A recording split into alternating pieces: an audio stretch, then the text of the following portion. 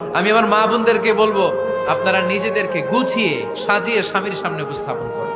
অনেক বোনেরা আছে বাইরে যাওয়ার সময় পার্লারিং করে মেকআপ করে সুন্দর জামা কাপড় পরে বাইরে যায়, আর স্বামীর সামনে আসলে বুয়ার মতো থাকে। আছে না নাই? স্বামীর সামনে পচা জামা, ছিঁড়া জামা, চুলের মধ্যে নাই সুগন্ধি, নিজেকে গুছিয়ে রাখে না, সামলে রাখে না, কাজের বুয়ার মতো নিজেকে উপস্থাপন করে স্বামীর সামনে। আর বাইরে গেলে মেকআপ করে পার্লারিং করে যায়। হওয়া দরকার ছিল উল্টা, বাইরে আপনি সাদা সিধা ভাবে যাবেন, বোরকা দিয়ে নিজেকে ঢেকে যাবেন। বাইরে যাওয়ার সময় কোনো নারী পারফিউম ইউজ করে যেতে পারবে না। নারীরা যত পারফিউম ইউজ করতে মনে চায় আপনার বেডরুমে, আপনার স্বামীর সামনে, ঠিক কিনা? স্বামীর সামনে পারফিউম ইউজ করেন, নিজেকে উজাড় করে সাজান স্বামীর জন্য। এই প্রতিটা সাজুগুজুতে সওয়াব আছে না নাই?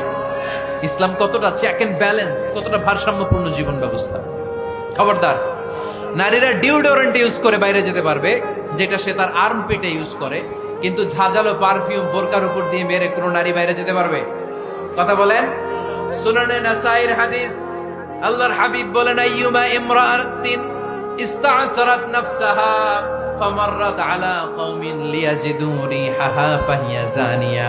কোন নারী যদি তার জামার উপর দিয়ে পারফিউম মেখে পুরুষ লোকের দৃষ্টি আকর্ষণের জন্য ঘরের বাইরে বের হয়, যতটা পুরুষ তার চেহারার দিকে লোলুপ দৃষ্টি নিয়ে তাকাবে, ততটা পুরুষের সাথে জিনার গুনাহ ওই মহিলার আমলনামায় তুলে দিবে কে? পারফিউম মেখে যদি কোনো নারী বের হয় এই উদ্দেশ্যে যে ছেলেরা আমাদের প্রতি আকৃষ্ট হবে, যতটা ছেলে তার দিকে তাকাবে, প্রত্যেকটা ছেলের সাথে জিনার গুনাহ আল্লাহ তাআলা এমনি তার আমলনামায় তুলে দিবে। নাউজুবিল্লাহ পড়েন। এজন্য